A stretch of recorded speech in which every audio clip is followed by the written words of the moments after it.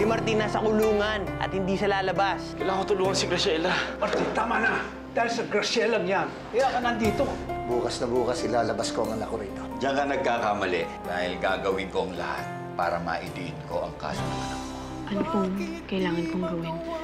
Gusto ko ikaw humawak ng kaso ni Wesley. Hindi ka naman nila pwede ikulong dito. Diyan ka nagkakamali, Mara. Sinisiguro ko sa'yo, hindi ka na muling masisinagan ng araw. Mara, talaga hindi ako papayag na makulong si Martin. Kung kinakailangan, pupuntahan ko si Soledad. Sasabihin ko sa kanyang, anak mo si Martin. Tayo, wag. Ayoko sana sabihin sa'yo. May dumukot sa ninong.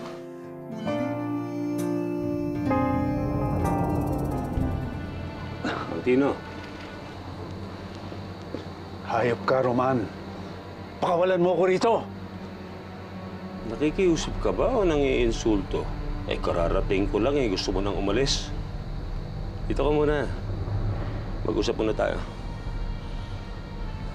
Anong gagawin mo sa akin, Roman? Papatayin mo ako. Tulad ng ginawa ng anak mo doon sa tauhan niya. Mag-ama nga kayo ni Louie. Pareho kayong mamamatay tao. Mga kriminal. Buhay pa kayo, sinusunog na ang kaluluwa niyo sa impyerno.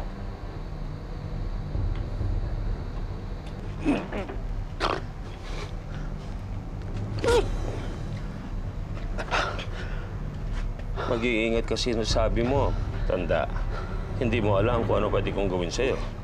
Hindi ako natatakot sa'yo, Roman. Eh, hindi pa naman to panahon mo eh. Kailangan pa kita. Ikaw, ano sa tingin mo? Ano sa tingin mo gagawin ni Martin kung malaman niyang hawak kita? Ano kaya pwede niyang isuko kapalit ang kalayaan mo? Sabi mo sa akin.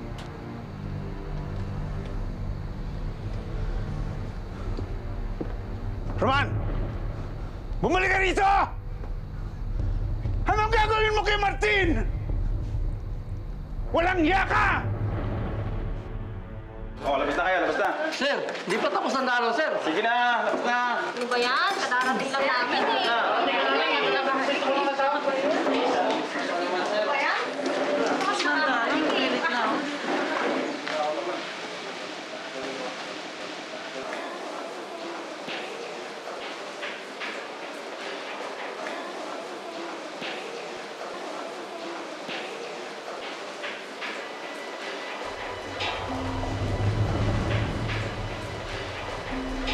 Anong ginagawa mo dito?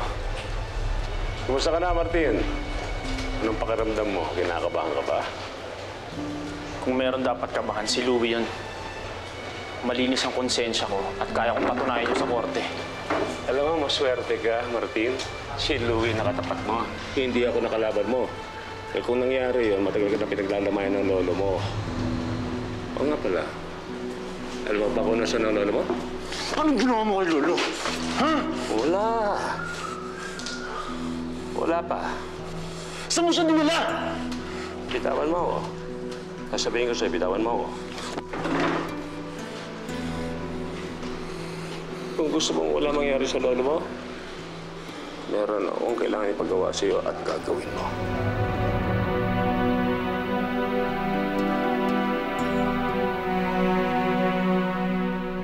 Bakit po ako?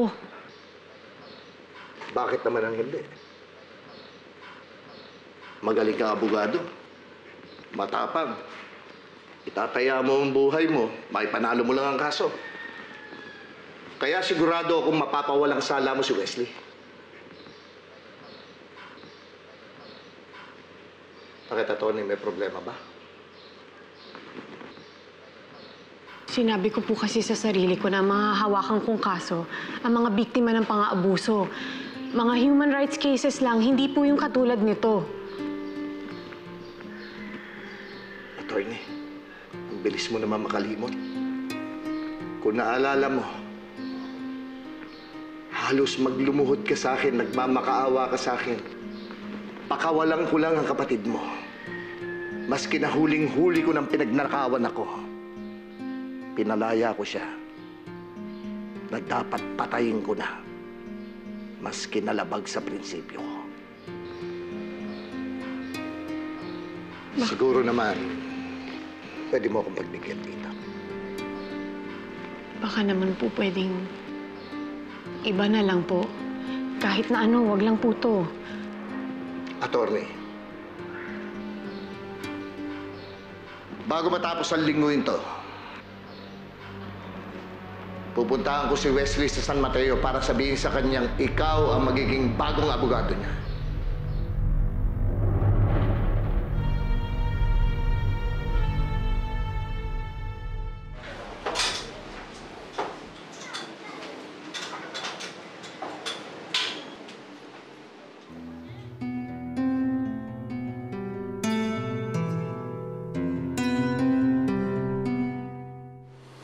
Anong ginawa mo kay Lolo? Wala pa. Kung gusto mong wala mangyari sa lolo mo, meron akong kailangan ipagawa sa iyo at gagawin mo.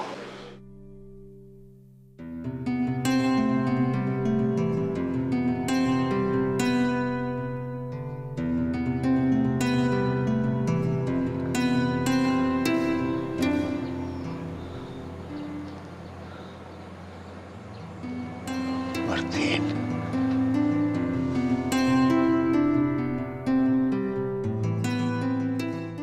Sabi ni Ate Leilani, may pupuntahan lang daw siya. Pero nung nakita ko sa bintana, pumasok siya sa itim na kotse. Sinubukan niyo na ba yung cellphone niya? Andito yung cellphone niya. At hindi ugali niya Ate na umaalis na hindi to dala. Hindi kaya may kinalaman yan sa kaso mo, Monina. Eh baka ginagantihan na yan si Ate. I-report kaya natin sa polis. Hindi na kailangan. Nandito na ako. Akala namin ano na nangyari sa'yo. Saan ka ba nanggaling? Kanina pa kami nag-aalala sa'yo. May pinuntahan lang ako. Sige, magpapahinga na ako. Nani.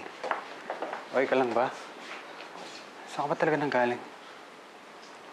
Huwag niyo na akong problemahin. Ayos lang ako. Wala ngang masamang nangyari sa akin, di ba?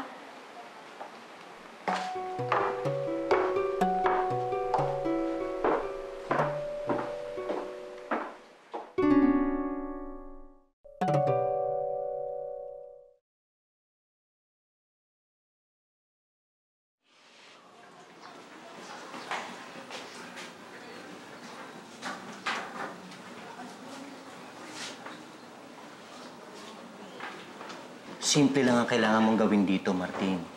Arraignment lang to. Magbibigay lang tayo ng plea mo. Kailangan mo lang sabihin sa judge na hindi ka guilty. Ha? Naintindihan mo bang sinasabi ko, Martin?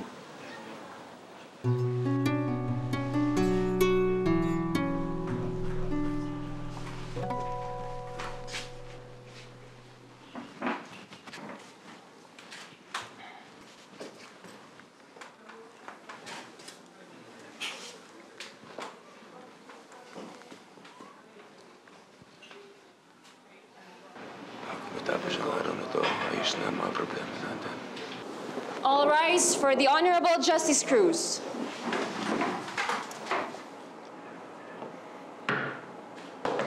Please be seated.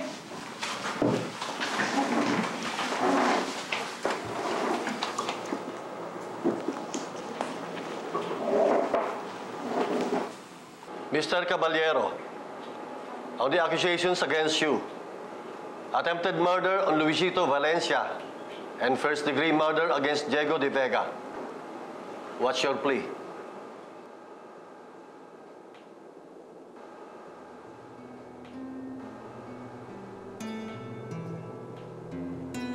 Kung gusto mong wala mangyari sa lolo mo, meron akong kailangan ipagawa sa iyo at gagawin mo. Mr. Caballero,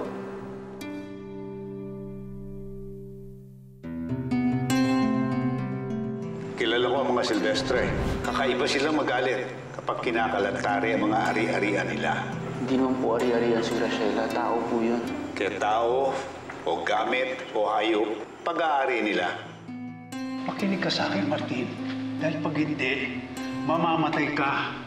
At pati si Graciela, madadamay dahil sa'yo.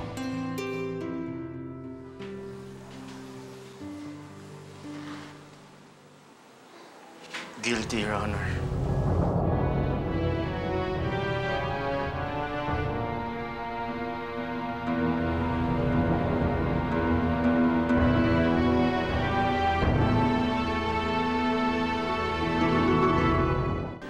talagang umaman tong gagawin to. Hindi. Hindi tama ito. Ma, bakit ba kinakampi mo lalaking to? Ayaw ba nun? Mapapadali ang kaso. Ay, Martin! Ano pinagsasabi mo? Sabihin mo, hindi ka guilty! Hindi ko yan guilty! Ganito lang siya! Nagkarutinyo! Ako, ano ba yan? Ganito lang yan!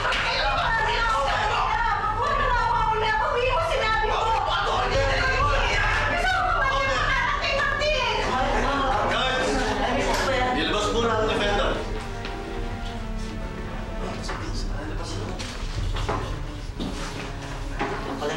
Dapat ko na usapin ulit. Baka walang sila, no?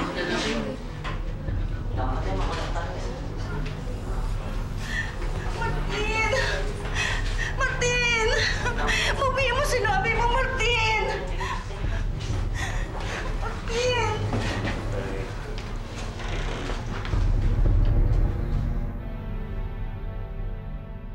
Okay, sir. Walang problema. Maayos naman pala kausap yung apo mo, Mantino, eh. Oh, kalagan nyo na yan.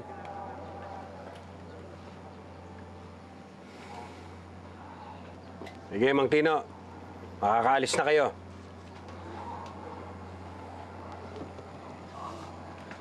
Anong ginagawa nyo kay Martin? Mang Tino, huwag na kayo masyado maraming tanong. Umalis na kayo. Sige na, umalis na kayo.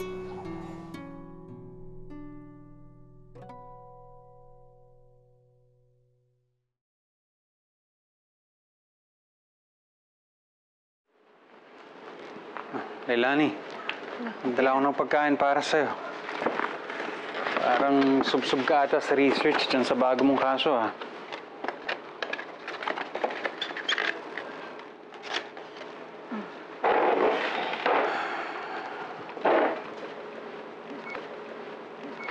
Alam mo, ilang araw ko na napapansin na parang wala ka sa sarili mo. May problema ba? Pwede mong sabihin sa akin.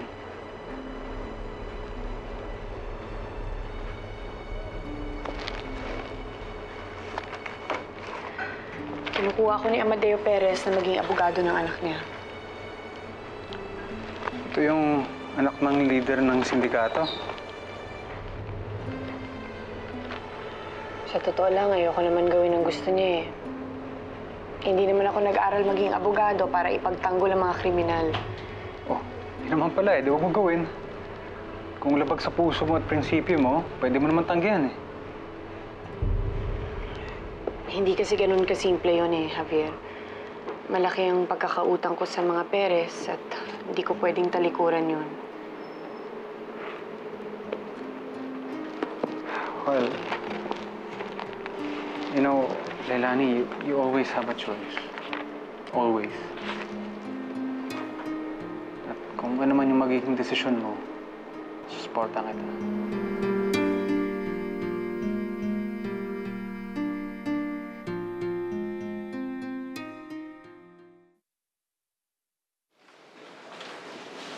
Lo! Martin. Lo, kamusta kayo? Sinaktan ka ba nila? Ano nangyari sa inyo, Lo? Huwag mo akong alalahanin, Martin. Kaya kong pangalagaan ang sarili ko. Ikaw ang inaalala ko eh. Bakit mo sinabing guilty ka? Si Roman, pinilit ka nilang aminin ang lahat, ano? Tama ako, ano, Martin? Sagutin mo ko.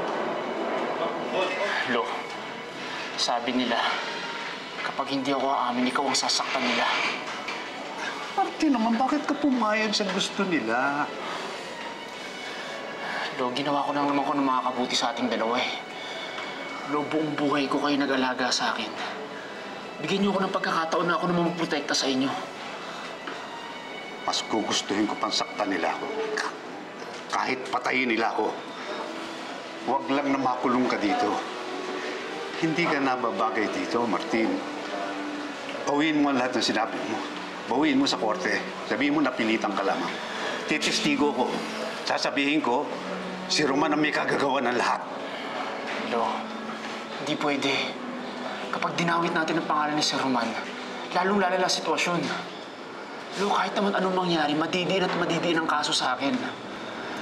Alam niyo, Lo, sabi ni attorney, maaaring mabuti na nga to kasi sa pag-aamin ko, bababa ang sentensya sa akin. Hayaan niyo na, Lo. Pero wala kang kasalanan. Hindi ka mamamatay tao. Hindi ikaw ang dapat nakakulong dito. Lo, tanggapin na lang natin to. Tanggapin na lang natin. Paano natin tatanggapin? Lo. Hayaan niyo, Lo. Ayokong makulong ka eh. Lalampasan din natin to, Lo. Huwag na dalaw. Mahal na mahal ko kayo, Lo. Mahal na mahal din kita po. Pangangalagaan niyo sarili niyo, Lo. Mag-iingat ka dito. Kayo rin po, Lo. Mag-ingat po kayo.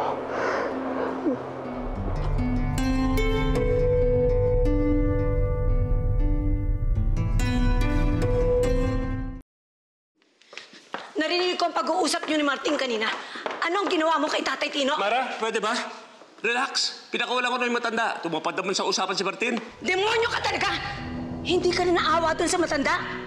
Ginawa ko yun para umamin si Martin sa korte. Yun! Sinasabi ko na nga ba, ikaw ang gagawa ng lahat ng ito! Napilitan na si Martin umamin sa criminal, hindi yung ginawa! Ano ka ba? Ginawa ko yun para ipagtanggol ang anak ko. Ang anak mo, ang anak natin. Paano kinakampay ng lalaki yun? Bakit? Ano ba meron yun? Ha? Bakit para? Tama na yung pagtatalo ninyo, ha? Tama naman yung ginawa ni Roman. Kailangan may managot sa pagkamatay ni Diego. Pero ako, hindi ako papayag na ang aking apo magbabayad nun. Alam niyo ba kung anong dapat nating isipin ngayon? Kung paano natin mapapatahimik ang girlfriend nito? Lola, huwag ka Kinakabahan ako, Louie. Baka mamaya tayo pang ilaglag nun. Hawak ko siya, hindi siya magsasalta. Maniwala kayo sa akin. Siguruhin mo yan, ha, Louie? Dad, siya nga pala. Maraming salamat sa pagtulong mo sa akin sa problema kay Martin. Wala yun, Louie. Alam mo naman, lagi naman ako sa likod mo eh. Mabuti na lang nakinig yung Martin na yan. Kung hindi, ako na mismong, alam mo na.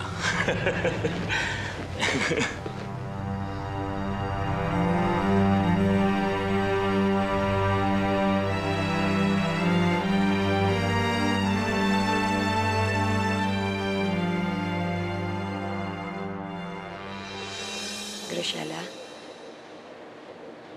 isang arraignment ng kaso ni Martin. Inamin niya na siya ang pumatay sa tauhan ni Louie.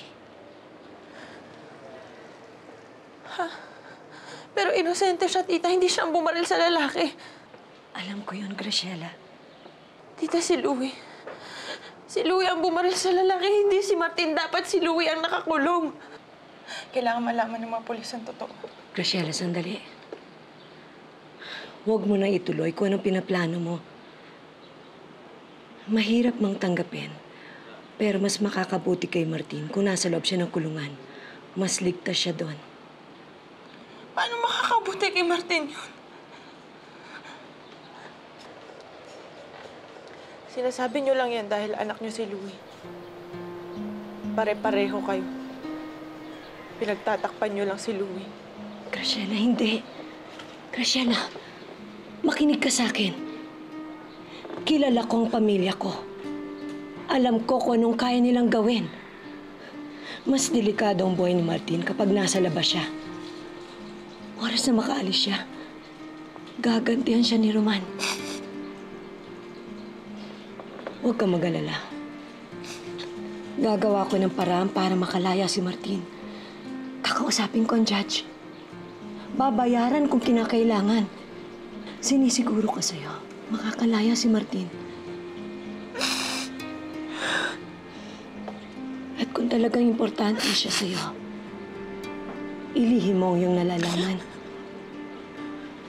para maligtas si Martin, para mabuhay siya.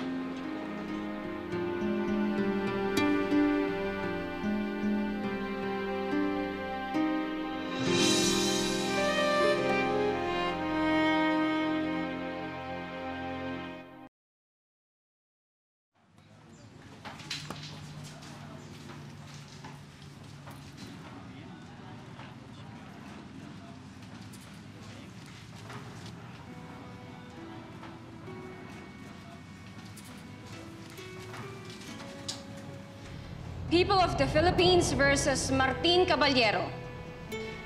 During arraignment, the accused expressed his willingness to enter a plea of guilty with the mitigating circumstances of plea of guilty and voluntary surrender. The court accepts his plea and finds the accused Martin Caballero guilty beyond reasonable doubt for the crime of murder. The court hereby sentences said accused to 10 years imprisonment. So ordered.